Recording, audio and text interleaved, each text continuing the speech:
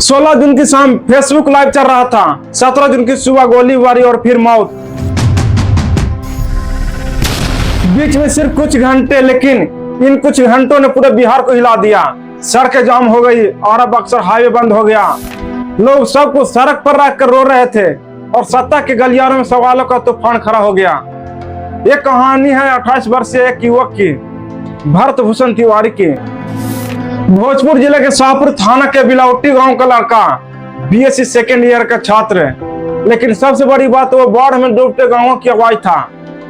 दोस्तों, आप कल्पना कीजिए, हर साल गंगा और उनकी सहायक नदियां बिहार के गांवों को निगल जाती है। जवानिया गांव, बिलौटी, आसपास के इलाके सब डूब जाते हैं, घर बह जाते हैं, खेत बर्बाद हो जाते हैं, बच्चे स्कूल नहीं पहुंच पाते, लोग बेघर होकर सड़कों पर आ जाते हैं।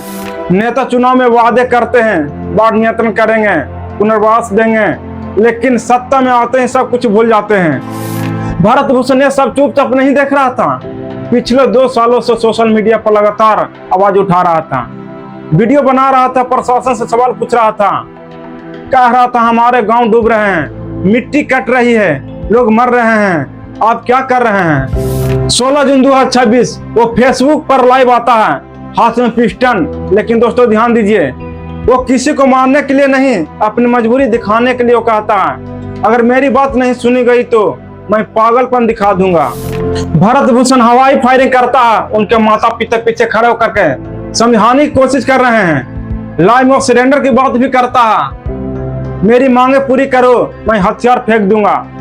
फिर 17 जून की सुबह पुलिस को खुफिया जानकारी मिलती है, भरत हथियार लेकर घूम रहा है। शाहपुर पुलिस और एसटीएफ की टीम बिलौटी गांव पहुंचती है। पुलिस का संस्करण क्या है, उसने हम पर फायरिंग की, हमने जवाबी कार्रवाई की, पैरों में गोली लगी। उससे पहले आरा सदर अस्पताल फिर पीएमसी पटना ले जाया गया। इलाज के दौरान मौत हो गई। पुलिस ने कहा वो मानसिक रूप से अस्वस्थ था, लेकिन परिवार, गांव वाले और वायरल वीडियो कुछ और ही कहानी बयां कर रही है। परिवार का आरोप है भारत ने हथियार फेंक दिया था, सरेंडर कर दिया था, हाथ ऊपर उठा लिया था, फिर भी उसे 4 गोलियां मारी गई। दोनों घुटने में, जांघों में 1 नहीं 2 नहीं 4 गोलियां लगी। वायरल वीडियो में साफ दिख रहा युवक पिस्टल नीचे फेंकता हुआ, सरेंडर बोलता हुआ, फिर भी गोलियां चली। दोस्तों, सवाल यह है, अगर वो सरेंडर कर चुका था तो उसे गिरफ्तारी क्यों नहीं की गई और कानून का रास्ता क्यों नहीं अपनाया गया। क्या बिहार पुलिस के पास अब सिर्फ एक ही रास्ता बचा था, इनकाउंटर कर देना। उसे हाफ इनकाउंटर भी किया जा सकता था।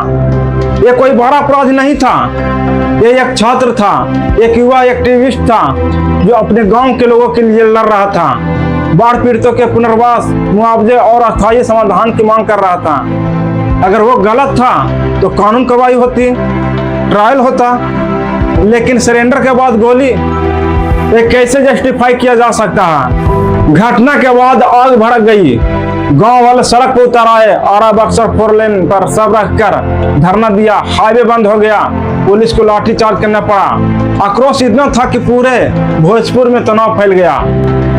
सरकार की प्रतिक्रिया, सीएम सम्राट चौधरी ने जुडिशियल जांच का आदेश दिया। रिटायर्ड हाई कोर्ट जज की निगरानी में एसएचओ समेत कई पुलिसकर्मी सस्पेंड कर दिए गए। आखिर भरत भूषण तिवारी निर्दोष था तो उसे गोली क्यों मारा गया। लेकिन दोस्तों, जांच का आदेश तो बहुत आसान है, सच्चाई निकलकर सामने आएगी या फाइलों में दब जाएगी, ये समय बताएगा। मैं आपसे 5 सवाल पूछूंगा जो पूरे बिहार को परेशान कर रहा है। पहला सवाल मेरा है, मानसिक स्वास्थ्य की समस्या थी तो पुलिस डॉक्टर लेकर क्यों नहीं गई, बंदूक लेकर क्यों पहुंची। दूसरा सवाल, सरेंडर के बाद भी 4 गोलियां क्यों। तीसरा सवाल, क्या बाढ़ की आवाज उठाना अब अपराध बन गया है। मेरा चौथा सवाल, पुलिस को आधा इनकाउंटर विकल्प क्यों नहीं सुझा। और मेरा 5वां सवाल, क्या बिहार में युवा जो सिस्टम की नींद तोड़ दे उसका यही असर होगा। एक शिक्षा मंत्री ने खुद सवाल उठाए, कई विपक्षी दलों ने इसे हाजी इनकाउंटर बताया। Hashtag justice for Bharat Bhushan Tiwari social media पर ट्रेंड कर रहा है। मां आशा देवी कह रही है, मेरा बेटा सरेंडर करने गया था, उसने हथियार फेंक दिया था, फिर भी मार दिया गोली। गांव वाले कह रहे हैं वो हमारे लिए लड़ रहा था, बाढ़ से हमारी लड़ाई लड़ रहा था। दोस्तों, बिहार में एनकाउंटर की परंपरा पुरानी है।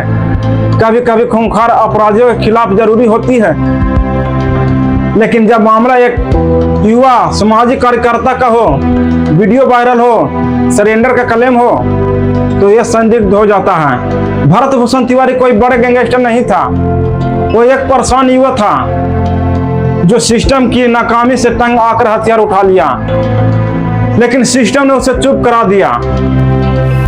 अब पूरा बिहार देख रहा है, क्या न्याय मिलेगी या ये भी एक और फाइल बनकर रह जाएगी। अगर भारत की मौत से बाढ़ पीड़ितों की समस्या सुलझे, अगर सिस्टम जाने, अगर भविष्य में ऐसे युवाओं की आवाज सुनी जाए, तो शायद इनकी कुर्बानी व्यर्थ नहीं जाएगी। आप क्या सोचते हैं दोस्तों, सरेंडर के बाद गोली उचित थी या पुलिस ने गलती की? क्या बिहार पुलिस की जवाबदेही तय होनी चाहिए? सच्चाई की आवाज हम सबको मिलकर उठाना होगा। दोस्तों, इस मामले के न्याय जांच के आदेश दिए जा चुके हैं। अंतिम सच्चाई जांच और अदालत की प्रक्रिया के बाद ही सामने आएगी। तब तक किसी भी निष्कर्ष पर पहुंचने से पहले सभी पक्षों को सुनना जरूरी है। आप इस पूरे मामले पर क्या सोचते हैं? अपनी राय कमेंट बॉक्स में जरूर दीजिए। अगर आपको यह वीडियो जानकारीपूर्ण लगा हो तो इसे लाइक और शेयर करें और चैनल को सब्सक्राइब करना ना भूलें। मिलते हैं नेक्स्ट वीडियो में। जय हिंद, वंदे मातरम।